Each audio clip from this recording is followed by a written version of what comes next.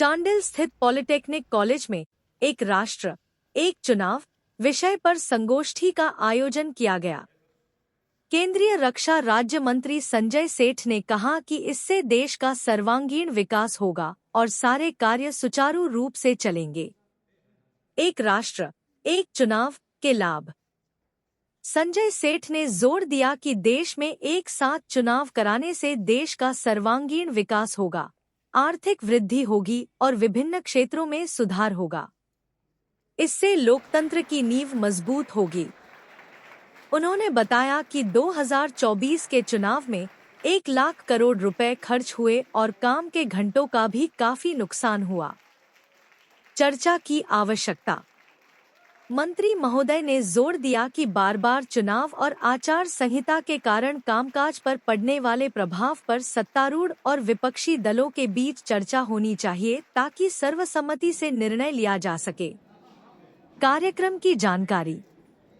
इस संगोष्ठी में प्रमुख अतिथि के रूप में उपस्थित थे चांडिल पॉलिटेक्निक कॉलेज के प्रिंसिपल डॉक्टर नीरज प्रियदर्शी, भाजपा के जिला अध्यक्ष उदय सिंह देव, भारतीय जनता युवा मोर्चा के जिला मंत्री आकाश महतो, दिवाकर सिंह।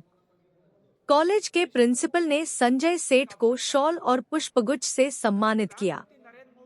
संगोष्ठी का उद्देश्य छात्रों को देश की चुनावी प्रणाली में बदलाव और इसके संभावित लाभों से अवगत कराना था। अब प्रधानमंत्री जी का है कि 1 नेशन 1 इलेक्शन, इसीलिए आज़ादी के बाद पहला ऐसा मौका है, कोई इशू है जो पूरे देश के सामने ले जा रहे हैं हम सब, चाहे वो school, college, university, morning workers group, कोई क्लब, संस्था, व्यापारिक संस्था, धार्मिक, जितना चर्चा का विषय कि भाई एक देश एक चुनाव, एक देश एक चुनाव होने से क्या क्या फायदे हैं।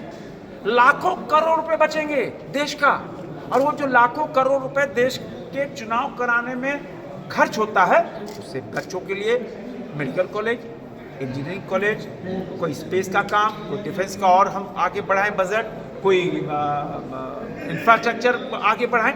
और एक देश एक चुनाव होने से आप देखो कितना फायदा है।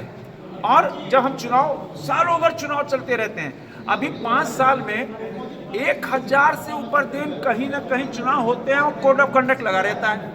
मतलब 5 साल में 3 साल कोड ऑफ कंडक्ट, और लाखों घंटे हमारे काम के बचेंगे। फोर्स का डिप्लॉयमेंट होता है, वो भी पैसा बचेगा।